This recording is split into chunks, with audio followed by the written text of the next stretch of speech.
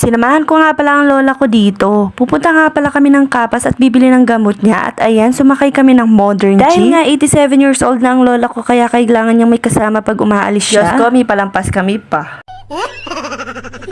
May maintenance na kasi ang lola ko, kaya dito siya bumibili ng gamot sa Mercury Drug Store. Diyos ko, ikaw ba naman 87 years old na? Yak, kaya dasnan ko pa kaya yan, char.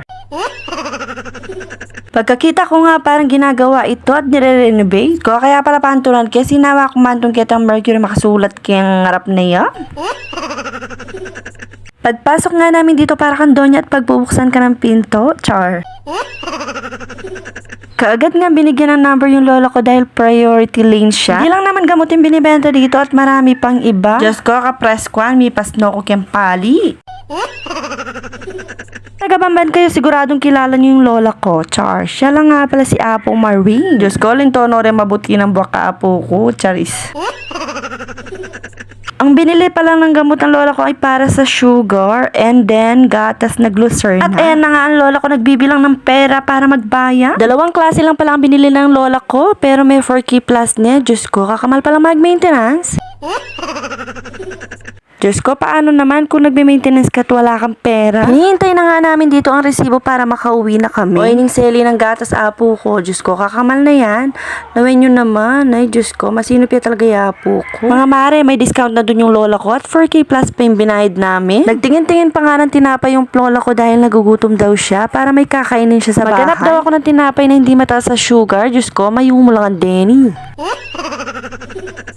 Nakapili na nga ako at fita yung napili ko. Tinitignan ko nga yung price niya at wala akong makitang price niya. Kaya pumunta na ako sa Para magbayan. 192 pesos nga pala itong fita. Hindi nga matamis ito kaya itong napili ko. Hindi na nga naka-discount dito ang lolo ko dahil hindi niya dala yung booklet niya. Dahil hindi naman niya alam na bibili siya ng ganito. At ayan na nga, nakasakay na kami ng jeep. Itutur ko nga kayo sa bahay ng lola ko. Dito nga pala nakatira yung lola ko sa Balematwa.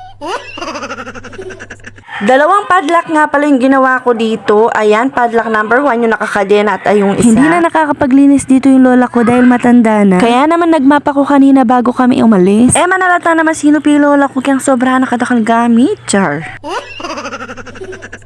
Pag nalilinis pala ako dito, hindi ko na pinapakilaman yung mga gamit niya. Diyos ko, mabulyo ko. Pag nagwalis at nagmap ako, pwede na yun. Diyos ko, karakal na package apo ko, tena pa char. Dito nga pala ako tumira nung dalaga pa ako. Kaya naman yung mga manliligaw ko siguradong alam to. Charis, balam dakala ne, char. Natatakot nga ako dito dahil karakal na sesi ang apo ko. Nakshuta, bagya kami gulot soya, chula rin dagis, char.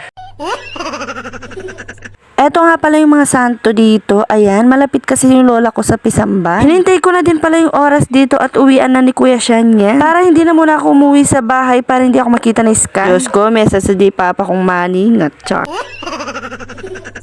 Tara, kape tayo mga mare.